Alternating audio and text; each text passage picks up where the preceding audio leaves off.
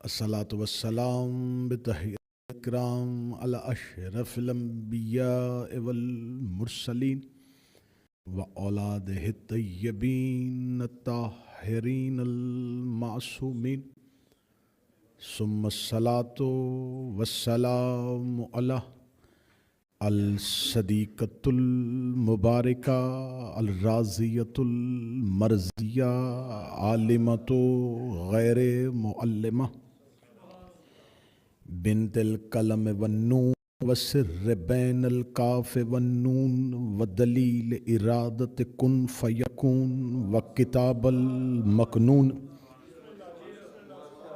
آية الله العظمى زوجة آية الله الكبرى محافظة النبوة والناشرة ولاية ام الكتاب ام القرآن ام الانوار ام الائمة ام المعصومین ام العلوم ام الہدی ام الحسن ام الحسین ام المحسن ام العباس و ام ابیہا السیدہ فاطمہ الزہراء اللہم صل علی محمد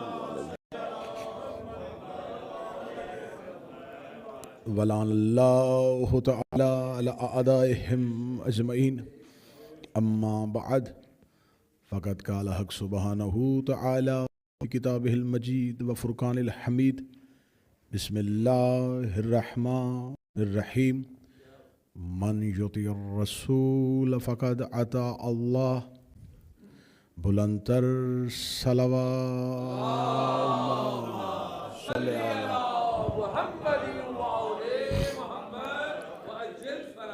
دعا ہے مالکان ذکر دگان ذکر کا وارثان ذکر کی بارگاہ میں پیش ہونا قبول فرمائے آقا زادی صف عزا کا اہتمام کرنے والے اس صف عزا پہ شرکت کرنے والے آج کی ذکر کو سماعت کرنے والوں کی توفیقات خیر میں اضافہ فرمائے میرا اللہ اس مخدومہ کی عزت کا وعدہ جو دعائیں آپ دلوں میں لے کے آئے ہیں شہزادی اس ذکر میں اٹھنے سے پہلے وہ مستجاب فرمائے آقا زادی ہماری قبر سے لے کے ہمارے محشر تک ہماری شفاعت فرمائے ہمارا شمار سیدہ کے طرفداروں میں فرمائے سیدہ کے دشمنوں سے میرا مالک ہمیں بیزاری اختیار کروائے مولا ان سے نفرت اور ان سے دوری کی توفیق عطا فرمائے عزادار یہ حسین علیہ السلام پہ ہماری نسلوں کو ہمیشہ کے لیے مستحکم فرمائے دعاؤں کی قبولیت کے لیے مل کے بآواز بلند صلوات اللہم صلی علی محمد اجازت ہے ذکر شروع کیا جا سکے آج کی خمسہ مجالس کی پہلی مجلس آپ کی سماعتوں کو ہدیہ کی جا رہی ہے یقیناً یہ انتہائی حساس ترین موضوع ہوگا جس کا تعین کیا گیا ہے کہ ہم تاریخی حقائق کے ساتھ سیدہ کی مظلومیت کو بیان کر سکیں گے میں نے آپ کے سامنے اللہ کے قرآن سے سورہ مبارکہ النساء ہے چوتھے پارے سے یہ شروع ہوتی ہے چھٹے پارے تک یہ سورت جاتی ہے ترتیب کے اعتبار سے مدنی سورت ہے کتابت کے اعتبار سے چوتھی سورت ہے اس کی آیات کی تعداد 176 ہے اس سورت کے الفاظ کی تعداد 3764 ہے اور اس کے حروف کی تعداد 16328 ہے میں نے اسی سورہ مبارکہ کی آیت کا نشان 80 ہے کہہ رہا ہے من یطیع الرسول فقط اطاع اللہ جس نے رسول کی اطاعت کی اس نے اللہ کی اطاعت کی اس آیت کا حسن یہ ہے کہ یہاں اللہ نے اپنی اطاعت سے پہلے رسول کی اطاعت کا ذکر کیا اس طرح کی متعدد آیات آپ کو قرآن میں ملیں گی اطیعوا اللہ و اطیعوا الرسول اطاعت کرو اللہ کی اور اس کے رسول کی یہ ترتیب سمجھ میں آتی ہے کہ پہلے اللہ کی اطاعت کرو پھر رسول کی اطاعت. یہاں اللہ کا لہجہ تھوڑا سخت ہے، تیور توحید کے بدلے ہوئے ہیں، مزاج قدرت کا سخت ہو چکا ہے. یہاں خدا کہہ رہا ہے من الرسول فقد اطاع اللہ، جس نے رسول کی اطاعت کی اس نے اللہ کی اطاعت کی. یہاں اللہ نے اپنی اطاعت سے پہلے رسول کی اطاعت کا حکم دیا. اطاعت پیغمبر کیا ہے؟ اسی آیت کا جو اگلا حصہ ہے اس میں خدا کے لہجے کی سختی اور نظر آئے گی. خدا کہتا ہے وَمَن تَوَلَّا فَمَا أَرْسَلْنَكَ عَلَيْهِمْ حَفِظًا، اگر کسی نے تیری اطاعت سے منہ پھیرا تو ہم نے اس کی نگہبانی کے لیے تجھے بھیجا ہی نہیں تھا. تو اس کا نہ حافظ ہے نہ حفیظ ہے، نہ اس کے امور پہ تیرا کوئی اثر ہے. ہم نے ان کے لیے تجھے بھیجا ہی نہیں تھا جو تیری اطاعت سے پھر جائے گا. مجھے سیدہ کی مظلومیت بیان کرنی ہے، اور سیدہ کی مظلومیت بیان کرنے کے لیے میں نے ان 5 مجالس میں موضوع قرار دیا ہے کہ ہم اختلاف کی وجہ تلاش کریں. وجہ اختلاف کو تاریخی اعتبار سے تلاش کریں. ہمارے ہاں ممبر سے اختلاف امت بیان کیا جاتا ہے نبی کے بعد، لیکن نبی کے بعد امت اختلاف کا شکار نہیں ہوئی، نبی کی زندگی میں ہی امت اختلاف کا شکار ہوئی. فرقے نبی کے بعد نہیں بنے، گروہ نبی کی زندگی میں بن گئے تھے. کیونکہ سیدہ کی شہادت صرف شیعہ قوم کے رونے کے لیے نہیں، شہادت زہرا ایک تحریک کا نام ہے، مظلومیت سیدہ ایک انقلاب کا نام ہے. سیدہ کی شخصیت جہاں ایک مظلومہ شخصیت ہے، ایک انقلابی شخصیت بھی ہے. سیدہ نے اس دور میں ایک ایسی تحریک کو جنم دیا، ایک ایسی تحریک کو وجود میں لائی کہ جس تحریک کی بنیاد پر ہی سیدہ کی شہادت. اب ہمیں صرف شہادت تک نہیں رکنا، ہمیں اس تحریک کو جاننے کی کوشش کرنی ہے. وہ کون سی تحریک تھی جس کی بانی زہرا تھی، جو تحریک جناب سیدہ نے شروع کی تھی. اب جب میں اس موضوع کو پڑھوں گا اور 5 دن مسلسل پڑھوں گا تو اس میں بہت سی چیزیں آپ کے سامنے جیسے بادل چھٹتے ہیں اور آپ کو موسم واضح نظر آتا ہے، اس طرح آپ کے سامنے تاریخ کی دھن جو ہے وہ تھوڑی چھٹے گی. اور یہ بات ذہن میں رکھیے گا کہ بہت سے لوگ اس بات سے درگزر کرتے ہیں کہ صاحب ممبر سے اختلافی موضوعات بیان نہیں ہونے چاہیے. اختلافی موضوعات بیان ہوں گے تو اختلاف ختم ہوگا. اگر آپ ان کو دلوں کے اندر رکھیں گے اور اختلاف کو سامنے نہیں لائیں گے تو اختلاف ختم کیسے ہوگا؟ اور میں ان احباب سے ہمیشہ یہ گزارش کرتا ہوں جو یہ کہتے ہیں کہ نہیں امام بارگاہ اختلافی موضوعات کے لیے نہیں. وہ امام بارگاہ میں ہر اختلافی موضوع تو ڈسکس کر لیتے ہیں، لیکن جس وجہ سے یہ امام بارگاہ یہ ادارے وجود میں آئے ہیں، ہاں یہ ہے کہ اختلاف بیان کرتے ہوئے آپ کے سامنے فتنہ و فساد رہے کہ فتنہ و فساد برپا نہ ہو. آپ بہترین الفاظ کا چناؤ کرتے ہوئے بھی آپ اپنے موضوع کو بیان کر سکتے ہیں. موضوع آپ کے سامنے میں شروع کرنے لگا ہوں. حضور تحریک زہرا جو ہے وہ رسول اللہ کی زندگی میں شروع ہو چکی ہے. مجھے سیدہ کے فضائل بہت ممبر سے پڑھے گئے، سیدہ کی فضیلت، سیدہ کوئی شیعہ ایسا نہیں ہے جو سیدہ کے فضائل کا انکار کرے. حتیٰ کہ جو رسول کی 4 بیٹیاں بھی مانتے ہیں وہ بھی زہرا کے فضائل کو مانتے ہیں. فضیلت زہرا پہ انکار نہیں ہے، انکار فضیلت زہرا پہ نہیں، انکار حق زہرا پہ.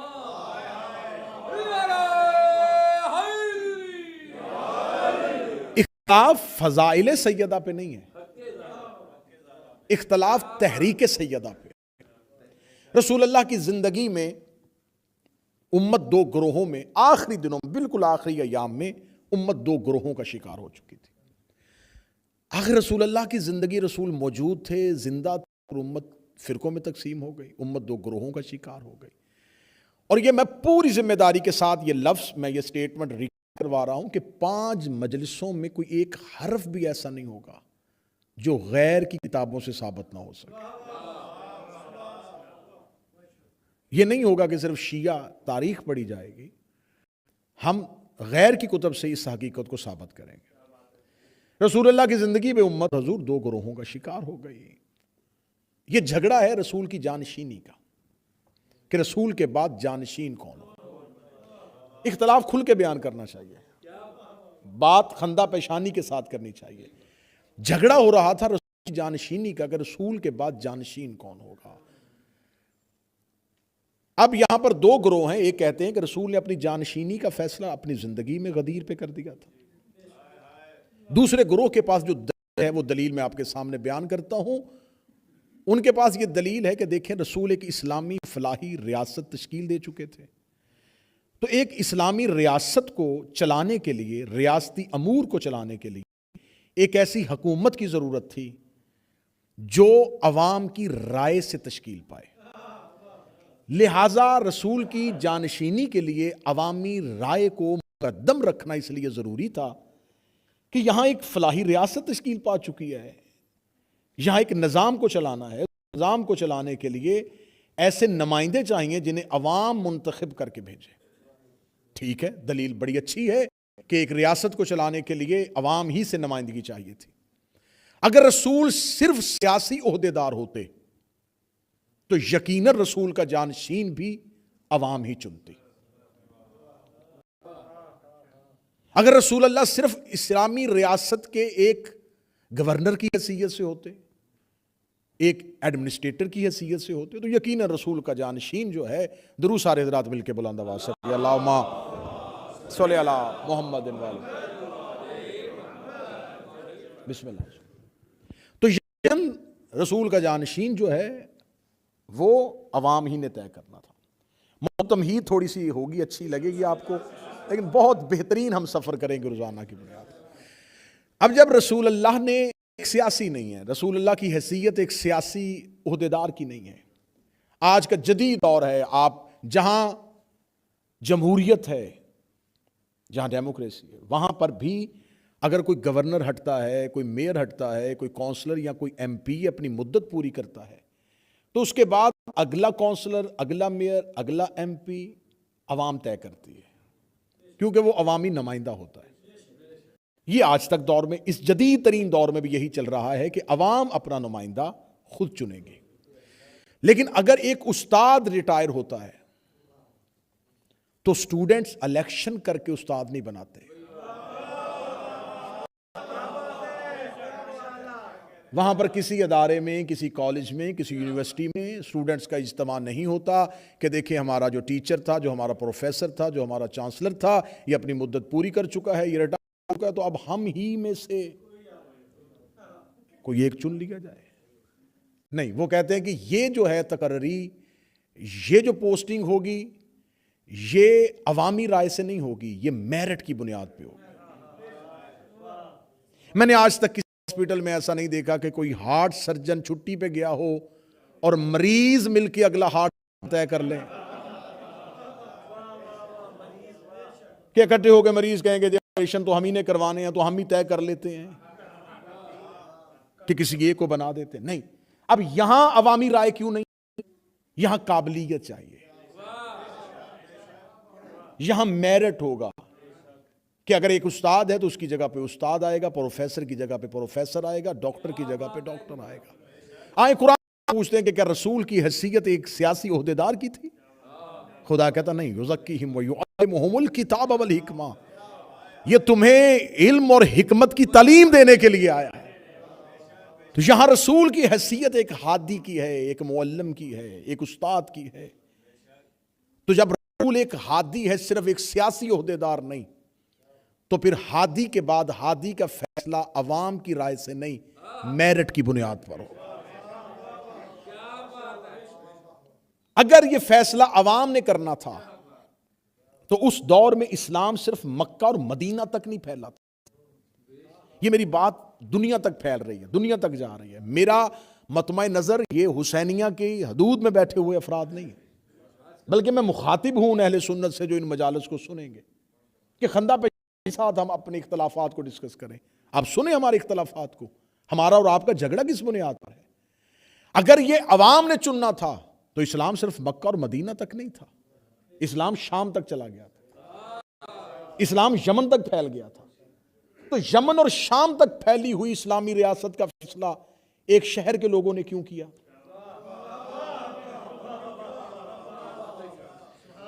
پھر مدینے کے لوگ بھی اس عوامی اجتماع میں موجود نہیں. یقین کیجئے میرا اہل سنت دوست جو اس ویڈیو کے ذریعے اس بات کو سنے گا کہ ہم نے علی کو رسول کا جانشین، رسول سے رشتہ داری کی بنیاد پہ نہیں کیا.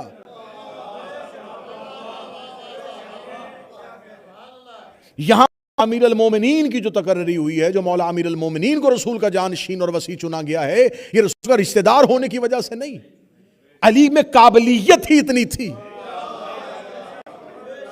اگر یہاں رشتہ داری ایک پلس پوائنٹ ہے کہ وہ رسول کا رشتہ دار بھی ہے اور اس قابل بھی ہے کہ رسول کا جانشین بن سکے.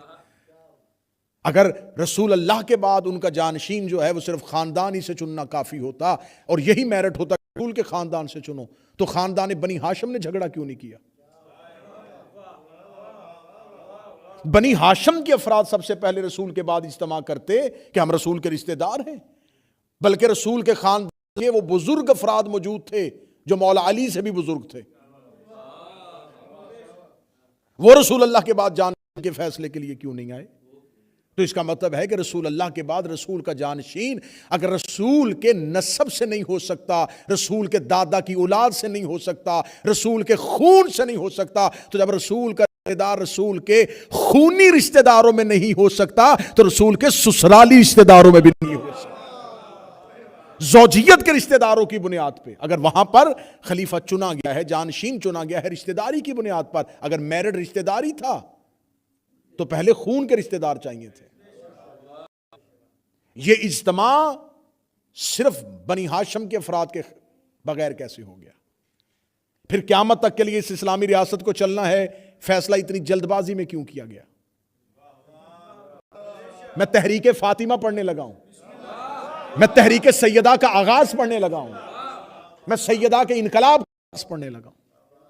اتنی اجرت میں، اتنی جلد بازی میں آخر یہ کیوں فیصلہ کیا گیا کہ رسول اللہ کے بعد رسول کے جانشین کا فیصلہ اتنی جلدی میں ہوا؟ آپ اس دور میں سانس لینے والے لوگ بھی اس بات کی گواہی دیں گے کہ اگر فیصلہ الیکشن پہ ہوتا ہے تو اس دور میں اتنا علم آنے کے باوجود، اتنی ترقی یافتہ دور میں بھی اگر ووٹنگ ہوتی ہے تو ہمارے ہاں بہت سی ایسی جگہیں اور بہت سے ایسے، بلکہ بہت سے کیا اکثریت کے ساتھ ایسی جگہیں موجود ہیں جہاں ایک ووٹ کے اندر 1000 ووٹ ہوتا ہے. آپ شاید بات نہیں سمجھ سکے. کسی خاندان کا ایک فرد ایسا ہے جو پورے خاندان کے ووٹ کا فیصلہ کرتا ہے. اگر کوئی اس کا نمبردار، اگر کوئی خاندان ہے تو اس قبیلے کا سربراہ. تو آج کے اس ترقی یافتہ دور میں ایک انسان اپنے اندر کئی ووٹ لے کے بیٹھا ہے، اور پھر اس دور میں جہاں قبائلی تعصب بھی عروج پہ ہو، جہاں فیصلے ہی قبیلے کے سردار کرتے ہوں، جہاں فیصلے ہی قبائل کے عمائدین کرتے ہوں، روسا کرتے ہوں، عمرہ کرتے ہوں، تو اس دور میں اس کا مطلب ہے کہ عوام سے رائے نہیں لی گئی، سرداروں سے رائے لی گئی. وہاں پر اوس و خزرج موجود ہیں، وہاں پر مہاجرین و انصار کو دیکھا گیا، یہاں پر قبائلی سرداروں کا اجتماع ہوا، تو عام عوام سے تو پوچھا ہی نہیں گیا. اس کا مطلب ہے یہ تصور باطل ہو گیا کہ رسول کے جانشین کا فیصلہ اگر عوام کے امنگوں پہ ہونا تھا، عوام کی ترجمانی پہ ہونا تھا، تو عوامی ترجمانی تو پھر بھی حاصل نہیں ہو سکی، کیونکہ یہ فیصلہ تو چند سرداروں نے کیا تھا. آخر کیوں اتنی جلدی تھی رسول کے بعد رسول کی؟ اس کا مطلب ہے کہ رسول کا جو میں نے پہلا لفظ کہا تھا کہ رسول کے بعد جو انقلاب آیا وہ رسول کی زندگی میں جنم لے چکا تھا. آئیے اب موضوع شروع ہو چکا. رسول کی زندگی کے آخری ایام ہے. رسول کی زندگی کے آخری ایام میں رسول اللہ نے ایک لشکر ترتیب دیا جسے لشکر اسامہ کہا جاتا ہے. یہ اسامہ کون ہے؟ یہ زید کا بیٹا ہے. زید کون ہے؟ وہ حارثہ کا بیٹا ہے. یہ 17 سال کا ایک نوجوان ہے، ینگ 17 سال کا نوجوان. یہ بیٹا ہے زید بن حارثہ کا. زید بن حارثہ کون ہے؟ یہ حبشی النسل غلام تھا. کس کا غلام تھا؟ اسلام آنے سے پہلے یہ بی بی خدیجہ نے خریدا تھا۔ اس دور میں جو حبشی غلام ہوتے تھے، جو سیاہ فام لوگ ہوتے تھے، انہیں عرب کے لوگ خرید لیتے تھے اور جانوروں سے بدتر زندگی ان کو دیتے تھے۔ اس دور کا سخت ترین کام ان سیاہ فام غلاموں سے لیا جاتا تھا۔ ابھی اسلام نہیں آیا تھا، ابھی غلاموں کے رائٹس نہیں بنے تھے، ابھی غلاموں کی حقوق نہیں آئے تھے۔ یا بی بی خدیجہ اپنے نوکروں کو غلاموں کی منڈیوں میں بھیجتی اور بی بی کہتی جی دینا، پہلے سیاہ فام حبشی نسل غلاموں کو خرید لینا، کیونکہ اگر تم نے نہ خریدا تو یہ کسی جاہل کے ہاتھ چلے جائیں گے، وہ اس انسانی جان کی قدر نہیں کرے گا۔ لہٰذا سیاہ فام غلاموں کو خریدتی اور خرید کے آزاد کرتی تھی۔ جناب خدیجہ نے ایک غلام خریدا جس کا نام تھا زید بن حارثہ۔ یہ جب جناب خدیجہ کے پاس آیا تو بی بی خدیجہ نے جب غلام آزاد کیے تو اس نے آزاد ہونے کے بعد پھر نوکری بی بی خدیجہ کی کر لی۔ اب یہ پہلے غلام تھا، اب یہ غلام میں سے بی بی نے آزاد کر دیا۔ جب یہ آزاد ہوا تو آزاد ہونے کے بعد اس نے آزادی کو بی بی کی غلامی پہ ترجیح نہ دی۔ اس نے کہا میں شہزادی کی غلامی کروں گا، اور میں نے اس کی قابلیت کی بنیاد پہ اسے اپنی تجارت کے حساب کتاب، اکاؤنٹس کا کام جو ہے وہ زید بن حارثہ کو دے دیا۔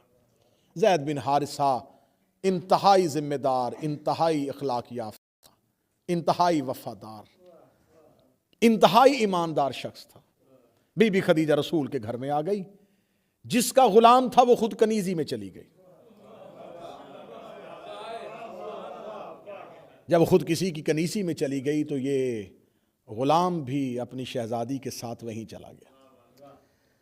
جب یہ زید بن حارثہ رسول اللہ کے پاس پہنچا تو رسول اللہ کے پاس ایک کنیز تھی جس کا نام ہے ام ایمن۔ رسول اللہ کی کنیز نہیں ہے، یہ رسول کے دادا حضرت عبد المطلب کی کنیز تھی۔ میراث میں ملی تھی رسول کو، ورثے میں ملی تھی رسول کو۔ اس بی بی کی اسلام میں بہت سے واقعات میں یہ بی بی ام ایمن کا تذکرہ ہوگا۔ اس کی تمام واقعات چھوڑ کے اس بی بی کی اہمیت کا اندازہ اسی ایک جملے سے لگا دینا، یہ فدق میں زہرا کی گواہ بن کے دربار میں گئی تھی۔ اب اس کے بعد میں جناب ام ایمن کا کوئی اور تاریخی واقعہ نہ پڑھوں تو یہی ان کی اہمیت کے لیے ہے کہ یہ دربار میں زہرا کی گواہی دے رہی ہے، اور وہاں گواہی دے رہی ہے جہاں گواہوں میں علی کھڑے ہیں، حسن اور حسین کھڑے ہیں، وہاں یہ ام ایمن ہے۔ یہ جناب عبد المطلب کی کنیز میراث میں ملی رسول اللہ کو، رسول اللہ کی یہ کنیز تھی۔ رسول اللہ نے ام ایمن کا نکاح زید بن حارثہ سے پڑھوا دیا۔ اب ادھر خدیجہ کا غلام، ادھر رسول کی کنیز، دونوں کا نکاح ہوا، دونوں کا عقد ہوا، تو ان دونوں کے ہاں ایک بچہ پیدا ہوا جس کا نام اسامہ۔ یہ اسامہ 17 سال کا ہے، اور رسول اللہ نے اپنی زندگی کے آخری دنوں میں ایک لشکر ترتیب دیا۔ اس لشکر کے اندر بنی ہاشم کا کوئی فرد نہیں رکھا، امیر المومنین کو بھی نہیں رکھا، اور باقی جتنے بھی اکابرین تھے، جتنے بھی نامور افراد تھے، ان کو اس لشکر کا بنا کے ان کو اسامہ کے زیر اثر، اسامہ کی قیادت میں کہا کہ مدینے سے لے جاؤ۔ یہ لشکر رسول نے خود تشکیل دیا۔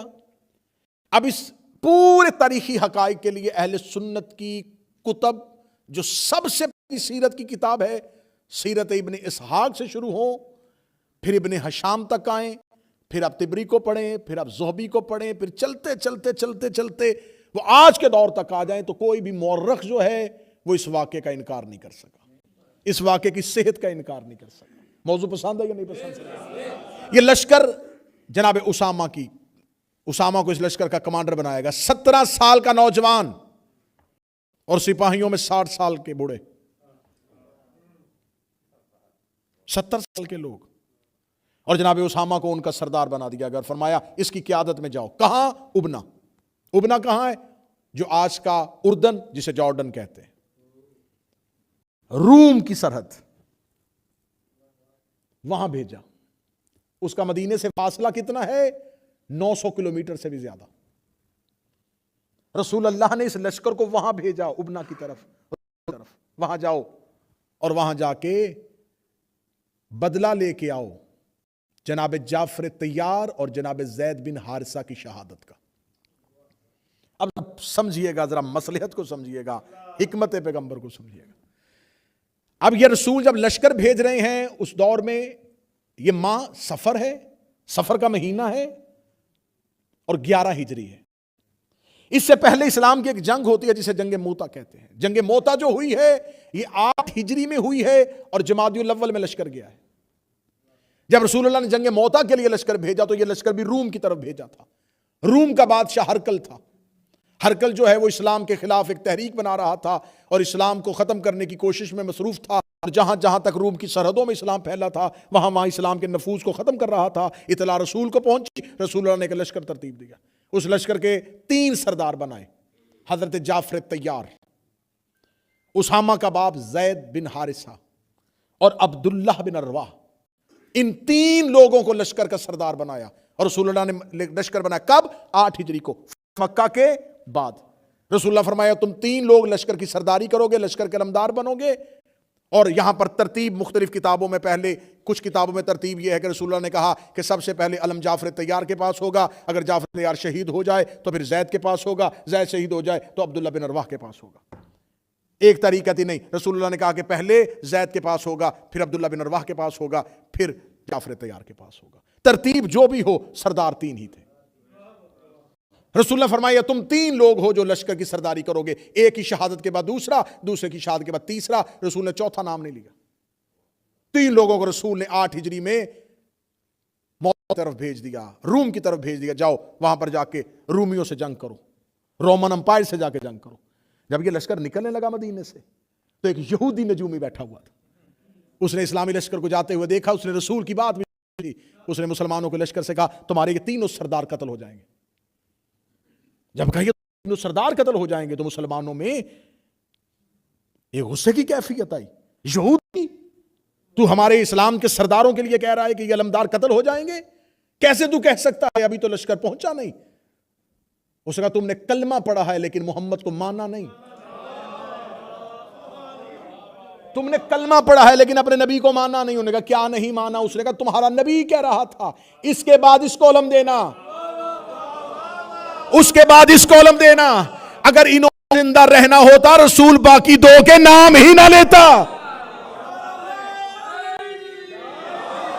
جب رسول اللہ نے کہا ہے، جب ترتیب رسول نے دی ہے کہ اس کے بعد یہ لے گا تو اس کے بعد یہ لے گا، تو اس کا مطلب ہے پہلے یہ قتل ہوگا، پھر یہ قتل ہوگا، پھر یہ قتل۔ رسول اللہ نے 3 سرداروں کو علمدار بنا کے بھیج دیا۔ 8 ہجری ہے اور یہ ماہ مبارک جمادی الاول میں وہاں پر جا کر جنگ ہوتی ہے۔ اس جنگ میں یہ 3 سردار ترتیب کے ساتھ ان کی شہادت ہوتی ہے۔ جب شہادت ہوتی ہے اب چوتھا سردار نبی نے بنایا نہیں تھا۔ سنیے گا تاریخی حقائق۔ لشکر نے میدان جنگ میں فیصلہ کیا کہ 3 سردار قتل ہو گئے، اب رسول نے چوتھا بنایا نہیں۔ ابھی رسول زندہ ہے، 8 ہجری ہے۔ یا خالد بن ولید نے خود کھڑے ہو کے کہا میں لشکر کا علمدار بنوں گا۔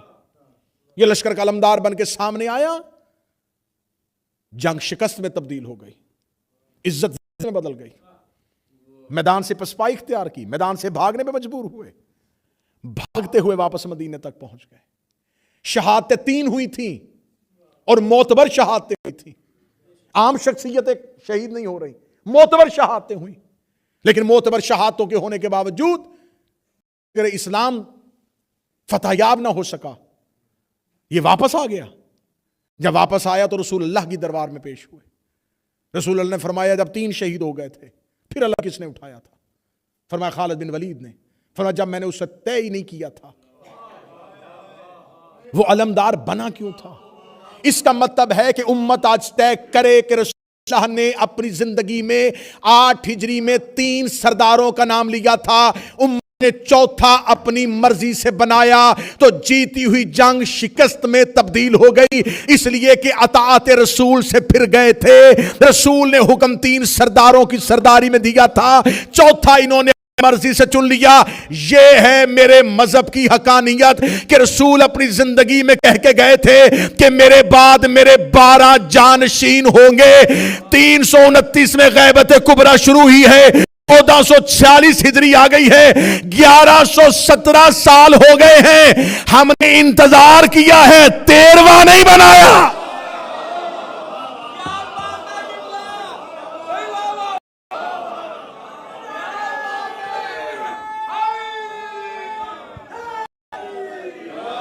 یہ ہے مذہب،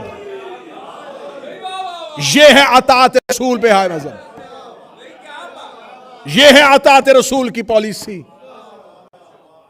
وہاں رسول نے کہا تھا 3 سردار ہوں گے، چوتھا امت نے مرضی سے بنایا، جنگ شکست میں تبدیل ہو گئی۔ رسول نے کہا تھا میرے بعد 12 جانشین ہوں گے۔ غیبت کبریٰ سے لے کے آج تک ہم ظلم کا شکار ہو رہے ہیں، لیکن ہم نے انتظار کرنا ہے، رسول کا جانشین خود نہیں بنانا، کیونکہ رسول نے 12 کہا تھا۔ ہم 12 رکے ہیں، یہ ہے اطاعت رسول۔ اب رسول اللہ نے جب یہ لشکر بھیجا، یہ لشکر واپس آ گیا۔ اب یہ کب ہوا تھا؟ 8 ہجری کو، اور رسول کو کب بھیج رہے ہیں؟ 11 ہجری کو۔ 11 ہجری کو کس لیے بھیج رہے ہیں؟ جاؤ جا کے جعفر طیار، زید بن حارثہ، عبداللہ ارواح کی شہادت بدلہ لو۔ رسول اللہ نے اہل سنت کی معتبر کتب سے میں حقائق ثابت کرنے کے لیے تیار ہوں، رسول اللہ نے کسی جنگ میں جانے کے لیے لشکر پہ اتنی سختی نہیں کی۔ قبلہ تشریف فرمایا رسول اللہ کا حکم کیا تھا؟ رسول نے فرمایا جو اسامہ کے لشکر پہ نہیں جائے گا وہ ملعون ہوگا۔ لفظ ملعون رسول نے استعمال کیا، جس نے اسلامی احکامات میں کسی حکم میں اتنی سختی نہیں کی تھی۔ اس نے کہا جو اسامہ کے لشکر میں نہیں جائے گا وہ ملعون ہوگا۔ رسول اللہ کی بیماری کے ایام میں رسول بار بار بستر سے اٹھ کے پوچھ رہے ہیں اسامہ کا لشکر گیا ہے کہ نہیں گیا؟ اسامہ کا لشکر کو نکالو مدینے سے، جلدی کرو نکالو۔ ہمیں آج پہلی مجلس میں یہاں رکنا ہے، آخر رسول اسامہ کا لشکر بھیج کیوں رہے تھے؟ آئیں اختلاف ختم کریں۔ آپ نے لکھا ہے کہ رسول نے اسامہ کو بھیجا ہے، لشکر اسامہ کو بھیجنے کی وجہ کیا ہے؟ اہل علم تشریف فرما ہے اسلام کی کوئی جنگ بغیر وجہ کے نہیں ہے۔ بدر وجہ موجود ہے، احد کی وجہ موجود ہے، خیبر کی وجہ موجود ہے، وجوہات موجود ہیں، اور اسلام نے کبھی بھی، اسلام کی یہ پالیسی ہے کہ اسلام میں دفاع میں جنگ ہوتی ہے، حملہ نہیں ہوتا۔ اسلام جب بھی جنگ کرتا ہے دفاعی پوزیشن میں کرتا ہے۔ میرا سوال پوری دنیا تک پھیلنے لگا ہے کہ ہمیں بتاؤ کہ جب رسول نے 11 ہجری میں لشکر اسامہ بھیجا، اس لشکر کو بھیجنے کی وجہ کیا تھی؟ اس لشکر کو بھیجنے کی وجہ یہ ہوتی کہ روم سے ایک تحریک شروع ہو چکی ہے، اور وہ اسلام کو وہاں پر کوئی تحریک جنم نہیں لے رہی، کوئی فوجی تحریک نہیں ہو رہی، کوئی ملٹری وائلنس نہیں ہو رہا، وہاں پر بالکل خاموشی ہے، وہ اپنا کام کر رہے ہیں۔ اگر اس کا مطلب حضرت جعفر طیار اور شہدائے موتا کا بدلہ لینا تھا، 8 ہجری کو وہ شہید ہوئے، بدلہ 11 کو کیوں لیا جا رہا ہے؟ جبکہ اس سے پہلے رسول جب جنگ تبوک پہ گئے تھے تو یہ روم کے قریب تھا، جب غزوہ تبوک پہ گئے تھے تو بدلہ لے کے آتے، بالکل قریب جا کے بدلہ نہیں لیا۔ 11 ہجری کو لشکر کیوں بھیج رہے ہیں؟ رسول اللہ نے لشکر کیوں بھیجا؟ رسول اللہ نے فرمایا جلدی کرو اسامہ کو بھیجو، جلدی کرو، انفذو باس الاسامہ، اسامہ کو بھیجو۔ بار بار اٹھتے تھے اور صحابہ سے پوچھتے تھے اسامہ کا لشکر نکلا کہ نہیں نکلا، اسامہ کا لشکر نکلا کہ نہیں نکلا، بھیجو اسامہ کے لشکر کو، جو بھی پیچھے رہ جائے گا وہ ملعون ہے۔ جب رسول بار بار یہ حکم دے رہے تھے تو رسول کا لشکر جو ہے وہ نکلا، اور مدینے سے 1 فرسخ یعنی 3 میل، 4 فرسخ یعنی 12 میل کے فاصلے پہ مقام جرف کے مقام پہ جا کے اسامہ کا لشکر نے پڑاؤ ڈالا، پہلا پڑاؤ کیا، رکے۔ مدینے سے پیچھے سے نبی کے گھر سے نبی کی ایک زوجہ نے ہر لشکر کو بھیجی کہ رسول آخری وصیتیں کرنے لگے ہیں اور علی کی جانشینی کا اعلان ہونے لگا ہے، فوراً واپس مدینے آؤ۔ میں تاریخی حقائق پا رہا ہوں جو اہل سنت کتابوں سے ثابت ہیں، اور مسلم بھی سامنے لے آؤ تو وہیں سے ثابت کر دیں گے۔ تو یہاں پر مسلمانوں کے تو ترتیب کے لحاظ سے 2 خلفاء بنے، ابو بکر ابن قحافہ اور عمر ابن خطاب، یہ واپس پلٹ آتے ہیں، واپس پلٹتے ہیں، اور یہاں تک آج تک اسلامی ہسٹورین یہ کہتا ہے کہ ان کے آنے کی وجہ یہ تھی کہ ان کے دل میں نبی کی محبت تھی، اور انہیں خبر مل گئی تھی کہ نبی دنیا سے جا رہے ہیں، تو وہ نہیں چاہتے تھے کہ یہ آخری ایام جو ہیں وہ ہم یہ وقت نبی کے دور گزاریں، ہم نبی کی تجہیز و تکفین سے مرحوم ہو جائیں۔ ٹھیک ہے، مان لوں گا میں ہسٹورین کی بات، مان لوں گا میں مورخ کی بات، لیکن اگر اس کام کے لیے آئے تھے تو پھر رسول کے جنازے پہ کیوں نہیں آئے؟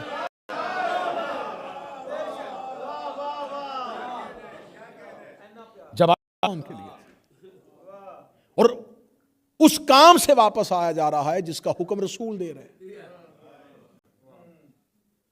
پہلی وجہ میں وجہات بھی بیان کروں گا، میں یہ نہیں کروں گا میں صرف اپنا ماخذ بیان کروں کہ میرے نزدیک، ہمارے نزدیک یہ ٹھیک ہے۔ ہم کتب غیر سے بھی استدلال لیں گے کہ وہ اس کے مقابلے میں دفاعی پوزیشن کیا اختیار کرتے ہیں۔ وہ کہتے ہیں جی پہلی پوزیشن یہ ہے کہ رسول اللہ نے اسامہ کو لشکر کا امیر بنایا، اسامہ کی امارت میں یہ لشکر اس لیے نہیں جا سکتا تھا کہ اسامہ غلام تھا، تو اس لیے وہ کترا رہے تھے کہ کسی غلام، اور وہ غلام کا بیٹا تھا، غلام بھی تھا اور غلام زادہ بھی تھا، لہذا اس کے پیچھے وہ لوگ جو عشرہ مبشرہ میں شامل تھے، اور اسامہ ابن زید عشرہ مبشرہ میں بھی شامل تھے، وہ اس کے پیچھے کیسے جاتے؟ جتنے یوٹیوبر سکالر ہیں وہ بھی یہی پوزیشن لیتے ہیں، یہ پوزیشن لیتے ہیں کہ نہیں، اسامہ جو تھا وہ تو ایک 17 سال کا ینگ نوجوان تھا۔ اچھا، 17 سال کے نوجوان کو رسول نے امیر بنایا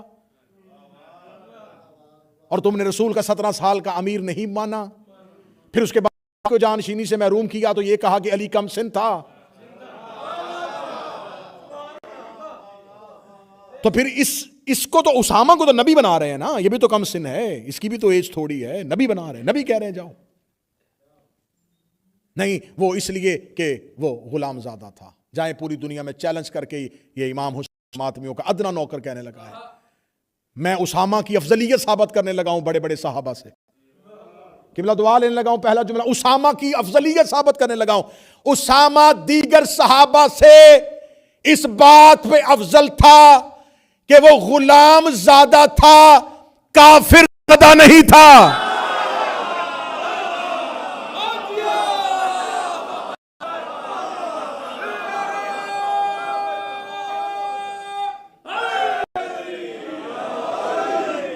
غلام کا بیٹا تھا، کسی کافر کا بیٹا نہیں تھا۔ پہلی افضلیت نوٹ کرو اسامہ کی، اس کا باپ غلام تو تھا، کافر تو نہیں تھا۔ اب جس نے اسامہ لشکر سے پیچھے ہٹنا ہے، اسامہ کی دوسری فضیلت شہید کا بیٹا ہے۔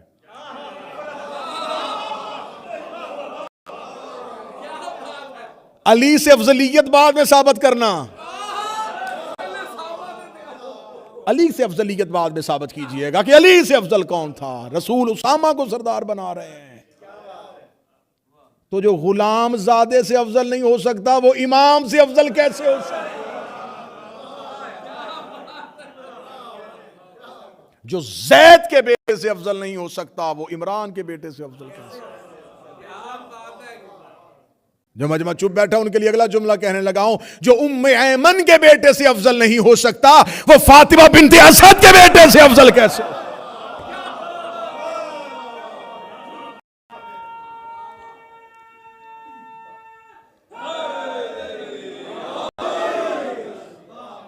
تمہاری کتابوں میں لکھا ہے کہ زید غلام تھا، اور انہی کتابوں میں لکھا ہے کہ عمران سردار تھا۔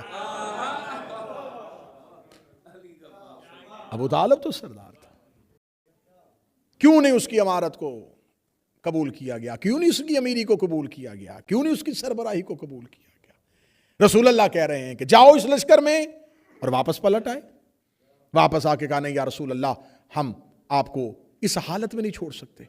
رسول نے ناراضگی کا اظہار کیا، بخاری اٹھاؤ، مسلم اٹھاؤ، طبقات ابن سعد کو اٹھاؤ، اسد الغابہ کو اٹھاؤ، پڑھو ان کتابوں کو۔ رسول نے ناراضگی کا اظہار کیا، میں نے تمہیں کہا تھا کہ لشکر اسامہ میں جاؤ، کیوں واپس پلٹے ہو؟ جاؤ لشکر اسامہ میں۔ اب رسول کا حکم نہیں مانا جا رہا، اور کیوں نہیں مانا جا رہا؟ کہ خبر مل گئی تھی کہ اگر رسول اس لشکر کے ساتھ چلے گئے، اور رسول بھیج کہاں رہے ہیں؟ روم، بغیر وجہ کے جنگ، یعنی کہ یہ واحد اسلام کی جنگ ہے جس کی ریزن آج تک میں اور رکو نہیں ملتی۔ کیوں بھیج رہے تھے؟ کس وجہ سے بھیج رہے تھے؟ بھیج بھی قریبی علاقے میں نہیں، روم بھیج رہے ہیں۔ کس مہینے میں بھیج رہے ہیں؟ کہ اگر آپ دیکھیں کہ سفر کا مہینہ 11 ہجری میں، تو اس کو اگر آپ انگلش ویدر کے اعتبار سے دیکھیں تو وہ جولائی یا اگست ہے، اور وہ عرب کی گرمی ہے. عرب کی گرمی میں مہینوں کے سفر کے لیے بھیج رہے ہیں. رسول سمجھتے تھے کہ میں مدینے کو ان افراد سے خالی کروں جو علی کے خلافت کے رستے میں دیوار بنے. جب یہ لشکر واپس پلٹے، علی کی خلافت قائم ہو چکی ہو، قبیلے علی کی بیعت کر چکے ہو، عام حکومت علی کے ہاتھ میں آ چکا ہو. رسول کو جلدی ہے کہ لشکر جائے. کہا جا رہا ہے کہ ہم اس لشکر میں نہیں جائیں گے، اور واپس پلٹ کے آ کے رسول اللہ کے گھر میں، رسول اللہ کے دروازے پہ بیٹھا جاتا ہے. جب رسول اللہ کے دروازے پہ آ کے بیٹھ جاتا ہے اور رسول اللہ کے حکم کی عدولی کی جاتی ہے، رسول کے حکم کی مخالفت کی جاتی ہے، تو یہ نافرمانی یا یہ اطاعت پہ کاربند نہ رہنا، اسے مسلمان مورخین اور سکولرز کس کھاتے میں ڈالیں گے؟ جبکہ قرآن کہہ رہا ہے جس نے رسول کی اطاعت کی اس نے اللہ کی اطاعت. رسول اللہ کہہ رہے ہیں کہ جائیں، اور وہ کہہ رہے ہیں کہ نہیں ہم جا سکتے کیونکہ آپ کی طبیعت بہتر نہیں ہے. یا رسول اللہ ہم آپ کو اس حالت میں نہیں چھوڑ کے جائیں گے. دروازے پہ بیٹھ کے رویا جا رہا ہے. اسامہ بھی واپس پلٹتا ہے. رسول کے اسامہ سے پوچھے تم کیوں آئے ہو؟ یا رسول اللہ لشکر وہاں سے ہل نہیں رہا، یہ افراد واپس آ چکے ہیں. فرمایا ان کو لے کے جاؤ، جلدی کرو، ان کو مدینے سے نکالو. پھر رسول سختی میں کہتے ہیں، پھر مدینے سے نکالا جاتا ہے. دوسری دفعہ یہ پہنچتے ہیں، پھر پیچھے سے اطلاع آتی ہے، پھر یہ آتے ہیں.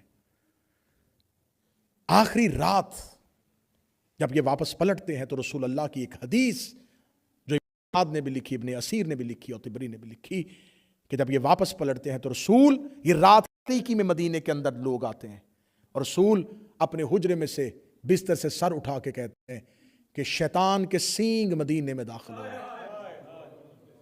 ایک فتنہ عظیم مدینے میں داخل ہو چکا ہے. ایک بہت بڑا فتنہ مدینے میں داخل ہو گیا ہے. کس چیز کی جلدی تھی؟ کہ رسول کے حکم کی اطاعت نہیں کی جا رہی تھی. جتنی بھی وجوہات لکھو گے، جتنی وجوہات بیان کرو گے، یہ وجہ بھی ہو سکتی ہے، یہ وجہ بھی ہو سکتی ہے. عشق تھا، محبت تھا. اچھا محبت تھی، عشق تھا، اس لیے نہیں جا رہے تھے کہ ہم رسول کے آخری دنوں میں اس خدمت سے محروم نہ ہو جائیں. تو پھر جب رسول کی شہادت ہو جاتی ہے تو پھر چاہیے تو یہ تھا کہ جس غرض سے رکے تھے وہ کام کرتے. وہ کام نہیں ہوا. نہ رسول کی تکفین پہ، نہ رسول کی تدفین پہ، بلکہ سقیفہ بنی سعدہ میں اپنی امت کو تشکیل دیا گیا، اپنی بیعت کروائی گئی.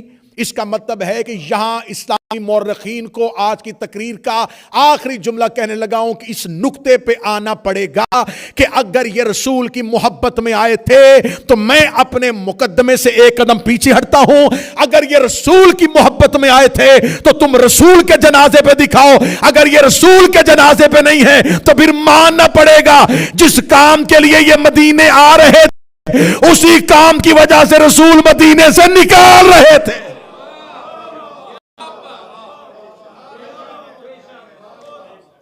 جس کام کی وجہ سے مدینے واپس آیا جا رہا تھا اسی کام کی وجہ سے رسول مدینے سے نکال. اسے تاریخ میں وہ جمعرات ہے جو رسول کی زندگی کی تڑپتے ہوئے گزری. حضرت فضل بن عباس ابن عبد المطلب کہتے ہیں کہ کاش میں اس جمعرات کو نہ دیکھتا، کاش میں وہ جمعرات نہ دیکھتا. جمعرات، پھر اس کے بعد جمعہ، ہفتہ، اتوار اور سوموار کو رسول کی شہادت ہوتی. رسول، کل ہم اس موضوع کو لے کے آگے بڑھیں گے کہ رسول کے حجرہ میں ہنگامہ کیا ہوا تھا. پھر ہم تیسری مجلس میں پہنچیں گے کہ سقیفہ میں حکومت تشکیل کیسے پائی تھی. پھر اس تحریک کو جناب سیدہ نے اپنے ہاتھ میں کیسے لیا. پھر ہم آخری دو مجلسوں میں جناب سیدہ کا وہ فدق، جناب سیدہ کا وہ دربار خلافت میں جانا، جناب سیدہ کے احتجاج، جناب سیدہ کی عزاداری، ان تمام موضوعات کو آپ کے سامنے پڑھیں گے تاکہ یہ تاریخی حقائق محفوظ ہو سکیں، میری قوم کے بچوں کا سرمایہ بن سکیں، ہمارے پاس ہماری شیعت کا تشخص، پہچان محفوظ ہو سکے. جناب سیدہ کی تحریک میں کون سے رات چھپے تھے؟ تڑپتے ہوئے رات گزاری رسول۔ حجرے کے اندر کون ہے؟ بستر پہ رسول ہے، اور رسول کے گھر کے اندر ایک ایسا اجتماع لگ چکا ہے کہ رسول اللہ کی زندگی میں رسول کے حجرے کو گھیرے میں لیا جا چکا ہے۔ باہر سے کسی فرد کو اندر آنے کی اجازت نہیں ہے، اندر سے کسی فرد کو باہر جانے کی اجازت نہیں ہے۔ رسول حجرے میں شدت سے تڑپ رہے ہیں اور صحن میں مشورے ہو رہے ہیں، اور اس حجرے کے اندر کون تھا؟ اس کی دہلیز پہ ایک علی تھے جو بار بار حجرے میں رسول کی حالت کو دیکھ رہے تھے۔ ایک بیٹی تھی جو تڑپتے ہوئے باپ کے سینے پہ بار بار اپنا سر رکھ رہی تھی۔ یہ وہی بیٹی تھی جس نے مکہ میں اپنی انہی انگلیوں کے ساتھ رسول اللہ کے چہرے سے مکہ کے لوگوں کی ڈالی ہوئی دھول صاف کی تھی۔ یہ وہی زہرا تھی جس نے اپنے انہی ہاتھوں کے ساتھ رسول اللہ کو جب جانوروں کی اوجڑیاں پھینک گئی تھی تو یہ روز انگلی پکڑ کے باپ کو گھر لے کے آتی تھی۔ یہ وہی زہرا تھی جو رسول کے زخموں کی مرہم لگاتی تھی۔ یہ وہی سیدہ تھی جب رسول پتھر کھا کے واپس آتے یہ اپنی چادر سے رسول کا لہو صاف کرتی تھی۔ اس بیٹی نے مکے کا دور آسانی میں نہیں دیکھا، اس نے کئی بار باپ کو زخمی دیکھا تھا، اس نے ماں کی زندگی میں بابا کو زخمی دیکھا، اس نے ماں کی ضعیفی دیکھی تھی، اس نے شیب ابی طالب میں جناب خدیجۃ الکبریٰ کی غربت کے وہ آثار دیکھے تھے۔ اس بی بی کا بچپن بھی مصائب میں گزرا تھا۔ جب اس شہزادی کی شہادت ہوئی ہے تو زہرا ضعیفہ نہیں تھی۔ میں آپ سے معافی مانگ کے جملہ کہنے لگا ہوں، بوقت شہادت زہرا کی اتنی ہی عمر تھی جتنی کربلا میں حسین کے اکبر کی عمر تھی۔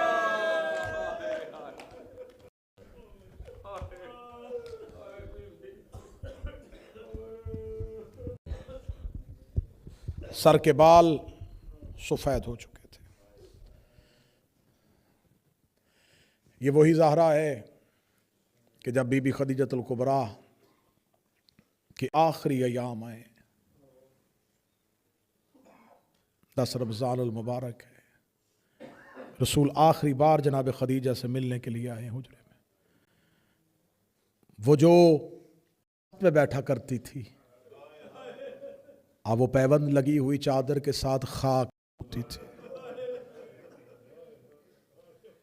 ملیکۃ العرب ضعیفہ ہو چکی تھی، مال اسلام کی راہ میں بانٹ چکی تھی۔ رسول اللہ حجرے میں آتے ہیں تو ریت پہ ایک چادر ہے اور اس چادر کے نیچے زہرا کی ماں ہے۔ مظلومیت زہرا نے ماں سے میراث میں لی تھی۔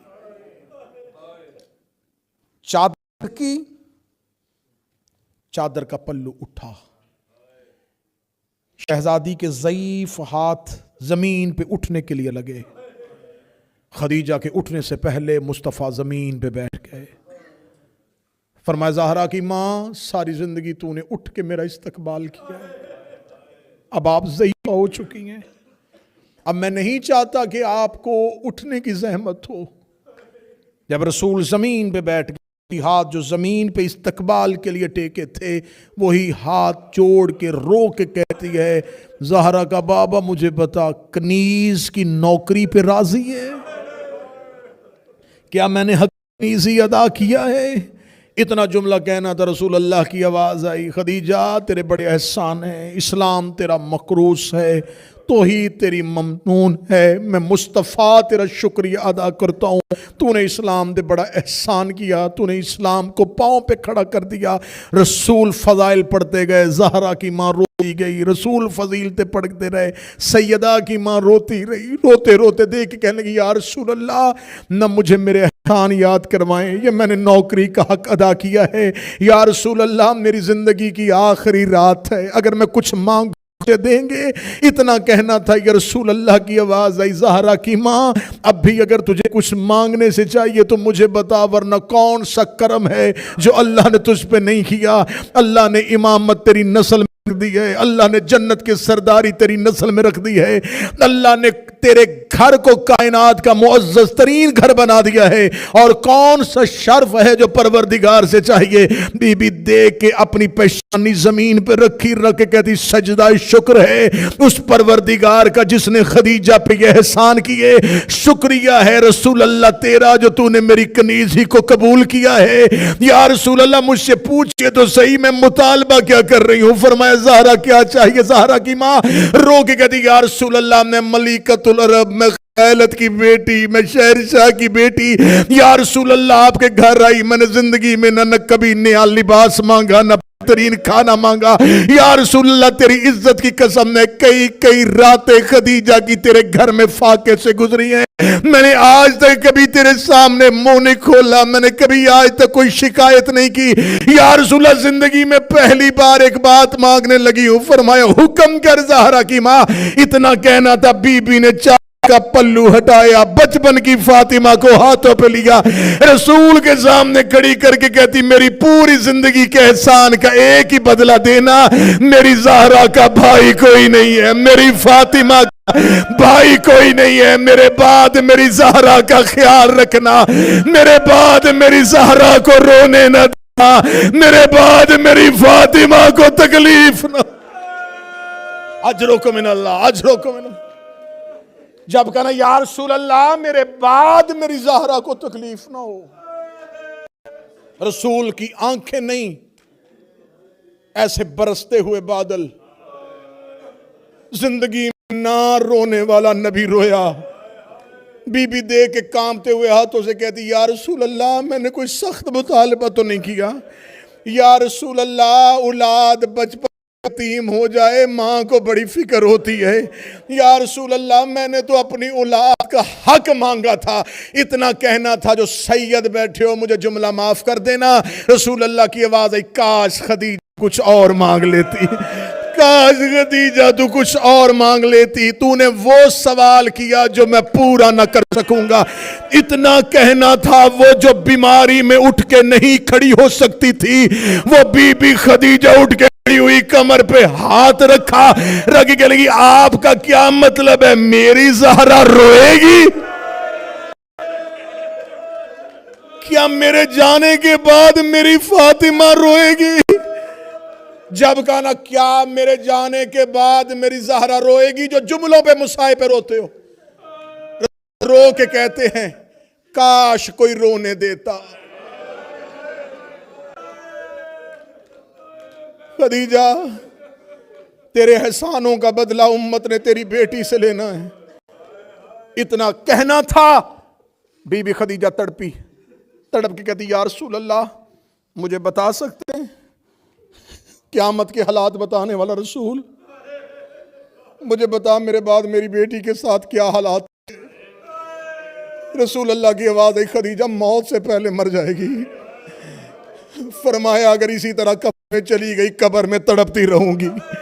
یا رسول اللہ میں نے زندگی میں اتنے مصائب برداشت کیے ہیں مجھے اتنا بتا میرے بعد میری بیٹی کے ساتھ کیا ہوگا.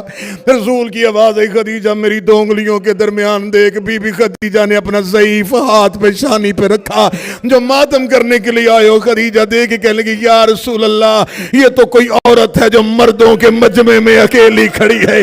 یا رسول اللہ کوئی مستور ہے لوگ کرسیوں میں بیٹھے ہوئے ہیں وہ اکیلی برقع پہن کے کبھی دائیں دیکھ رہی ہے کبھی بائیں دیکھ رہی ہے.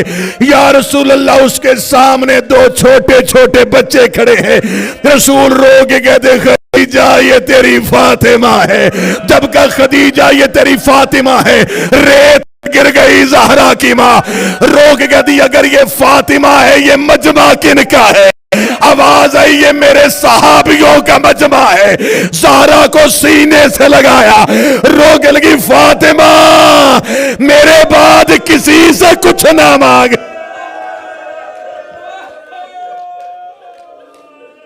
وصیت خدیجہ سننا، زہرا تو خدیجہ کی بیٹی ہے، میرا لال میرے بعد کسی سے کچھ نہ مانگنا۔ آقا جائیے مولا جائیے، منتظر آج سارا جہاں۔